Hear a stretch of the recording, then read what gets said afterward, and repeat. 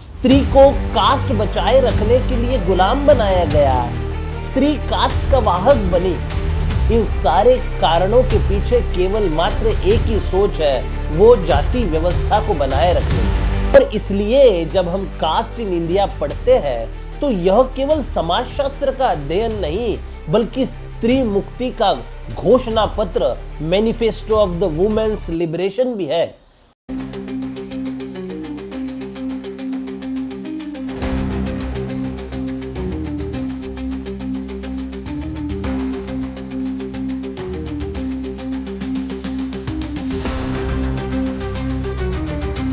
बताने के बाद उन्हें सजा देके नहीं मिली।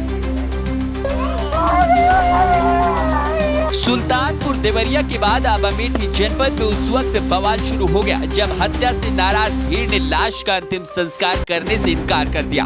तस्वीरों में देखा जा सकता है अंतिम संस्कार को लेकर बवाल मचा है। पुलिस पीड़ित परिवार वालों को समझा बुझा रही, लेकिन परिवार वाले किसी भी कीमत पर लाश का अंतिम संस्कार करने को तैयार। और बवाल से जुड़ा मामला अमेठी जनपद के गौरीगंज जिला मुख्यालय से सटी अमेठी कोतवाली के परसौली गाँव का है, जहाँ महज 30-40 रुपए की कीमत वाले लोटे को लेकर दबंगों ने दलित युवक को पीट कर मौत के घाट उतार दिया।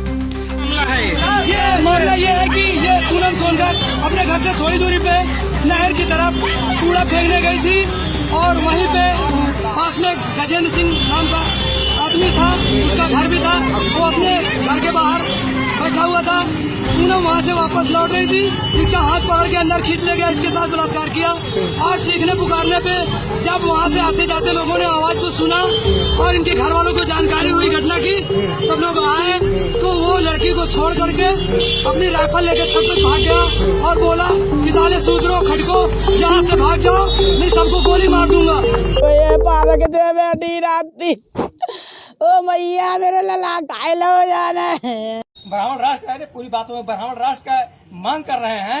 ब्राह्मण राष्ट्र में क्या होता था, शूद्र जो व्यवस्था बनाई गई थी, ब्राह्मण क्षत्रिय वैश्य शूद्र, शूद्रों की क्या औकात थी, हमेशा वो लतियाए जाते थे, उनकी कोई सुनवाई नहीं। ब्राह्मण कितना भी अन्याय अत्याचार करे उनके ऊपर कोई कार्रवाई नहीं होती थी। संविधान को हटा करके ब्राह्मण राष्ट्र बनाने की तैयारी चल रही है, इसीलिए हम उनकी बातें नहीं सुनी जा रही है। सबसे बड़ी बात तो ये है कि बिब्लिकल सोशल ऑर्डर दिन ब दिन ज्यादा मजबूत हो रहा है और ये मजबूत होना इस बात का सबूत है कि ये जो अत्याचार बढ़ रहे हैं, महिलाओं पर अत्याचार बढ़ रहे हैं, तो वर्ण सिस्टम में महिलाओं को शूद्र माना जाता है, चाहे किसी भी जाति की महिला। इसलिए देश में बिब्लिकल सोशल ऑर्डर मजबूत होने की वजह से और ये अन्याय अत्याचार बढ़ रहा है, ऐसा मेरा मानना है।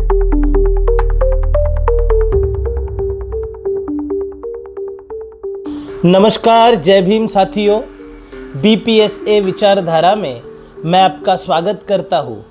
हमने पिछले वीडियो में देखा कि डॉक्टर बाबा साहब अम्बेडकर ने जाति को एक सिस्टम ऑफ एंडोगामस ग्रुप कहा है, यानी ऐसी बंद सामाजिक इकाई जो बाहर के विवाह को निषिद्ध करती है।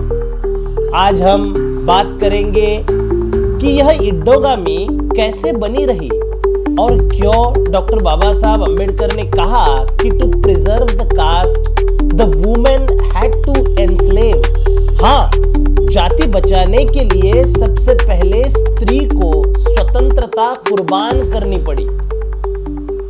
चैप्टर 5 में the mechanism of the caste, endogamy and women, इस चैप्टर में बाबा साहब लिखते हैं कि endogamy is the essence of the caste, यानी जाति का हृदय क्या है, तो अंतर्विवाह ही जाति, अंतर्विवाह निषेध ही जाति का हृदय है। लेकिन यह कोई समाज तय करता है कि उसके भीतर ही विवाह होंगे, तो एक समस्या आती है।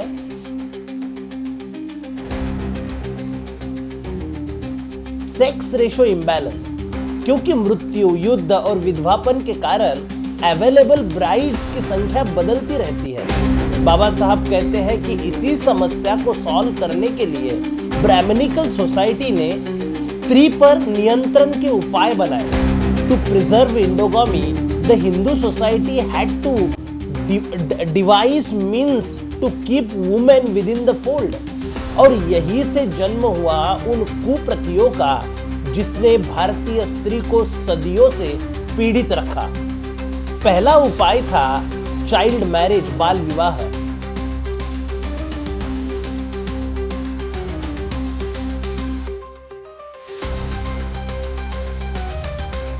बाबा साहब कहते हैं कि जब समुदाय के भीतर योग्य वर नहीं मिलते थे तो चाइल्ड मैरिज का प्रचलन शुरू हुआ ताकि लड़की अपने जाति से बाहर न जाए। इससे इंडोगामी बची, पर स्त्री की स्वतंत्रता समाप्त हो गई। आज जब हम कहते हैं कि भारत में अब भी चाइल्ड मैरिज के केसेस दर्ज होते हैं तो यह समझना जरूरी है कि यह केवल सामाजिक समस्या ही नहीं बल्कि कास्ट प्रिजर्वेशन का ऐतिहासिक और हिस्टोरिकल अवशेष है। दूसरा उपाय ब्राह्मणिकल सोशल ऑर्डर ने निकाला वो था एनफोर्स विडोहुड।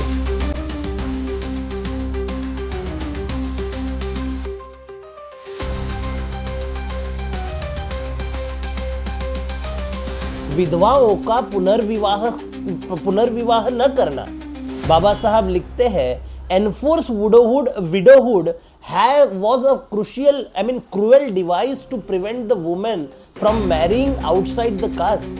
यानी अगर विधवा दोबारा विवाह करती है तो कास्ट बाउंड्री टूट जाती है, इसलिए उसे पवित्रता के नाम पर कैद कर दिया गया। यह एक साइकोलॉजिकल प्रिजन था, एक मानसिक तुरुंग था जहां स्त्री की शुद्धता को जाति की मर्यादा से बांध दिया गया।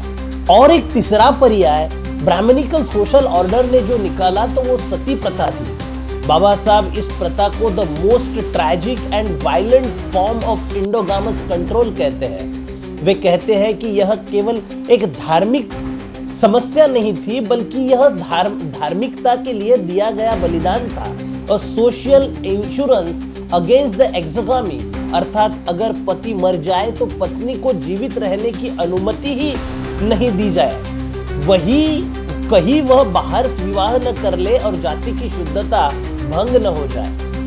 सती, child marriage and enforce widowhood were customs born to maintain the endogamy and caste purity।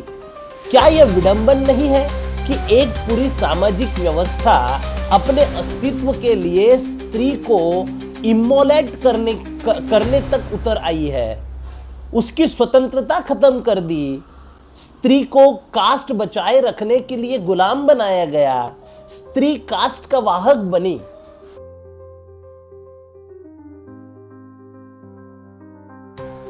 आज हम 21वीं सदी में हैं, लेकिन सवाल वही है 2020 से 2025 तक इंटरकास्ट मैरिज कपल्स की हत्या के मामले, ऑनर किलिंग में हरियाणा, तमिलनाडु, यूपी में मामले, टेंपल एंट्री बैन दलित वुमेन के लिए कर दी गई, social boycott of intercaste couples, यह सब इसी कास्ट इंडोगामी सिस्टम के आधुनिक रूप है। बाबा साहब ने सचेत किया था कि caste is maintained through social penalties against women who breaks its code, और आज भी वही हो रहा है।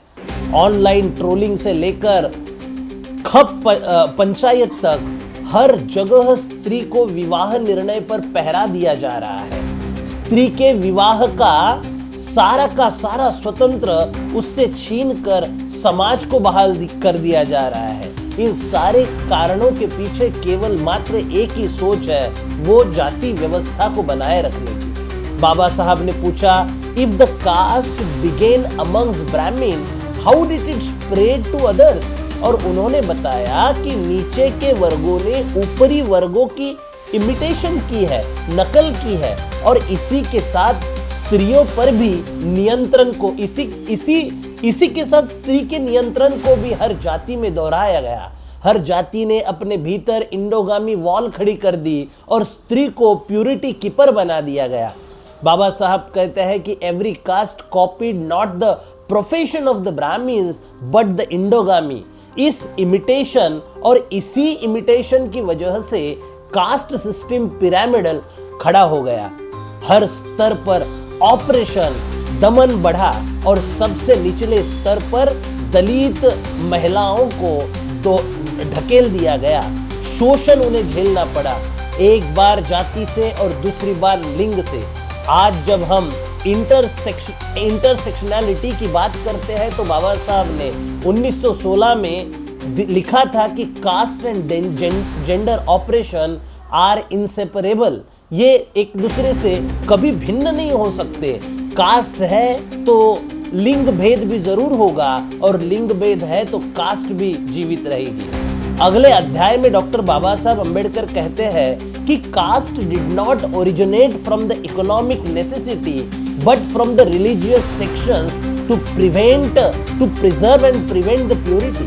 रिलीजन ने कास्ट को डिवाइन ऑर्डर बना दिया और वुमेन्स चैस्टिटी को उसका केंद्र बना दिया। इसी प्रकार समाज ने स्त्री को न केवल परिवार से सीमित रखा बल्कि उसे symbol of the caste purity बना दिया। बाबा साहब अम्बेडकर कहते हैं, by controlling the women man controls the cast.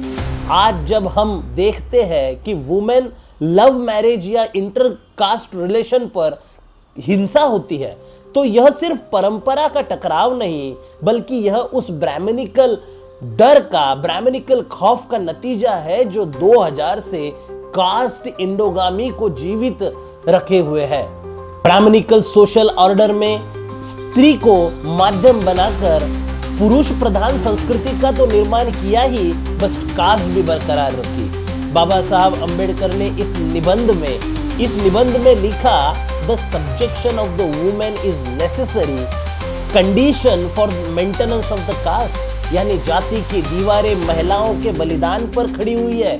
और इसलिए जब हम कास्ट इन इंडिया पढ़ते हैं तो यह केवल समाजशास्त्र का अध्ययन नहीं बल्कि स्त्री मुक्ति का घोषणा पत्र, manifesto of the women's liberation भी है।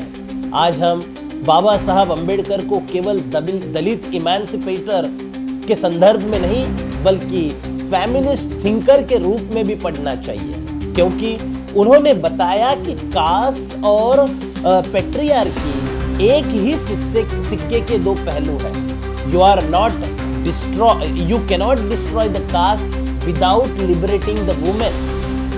महिलाओं को स्वतंत्र किए बगैर, महिलाओं की गुलामी को खत्म किए बगैर इस देश में कास्ट को खत्म करना बहुत मुश्किल है। इसलिए चलिए हम इस कास्ट के विरोध में, महिलाओं के दास्ता के विरोध में सभी एक साथ आए। आज का यह एपिसोड यहाँ पर ही रोकते हैं और अगले एपिसोड में जल्द ही मिलेंगे भाग 3 में। धन्यवाद। जय भीम।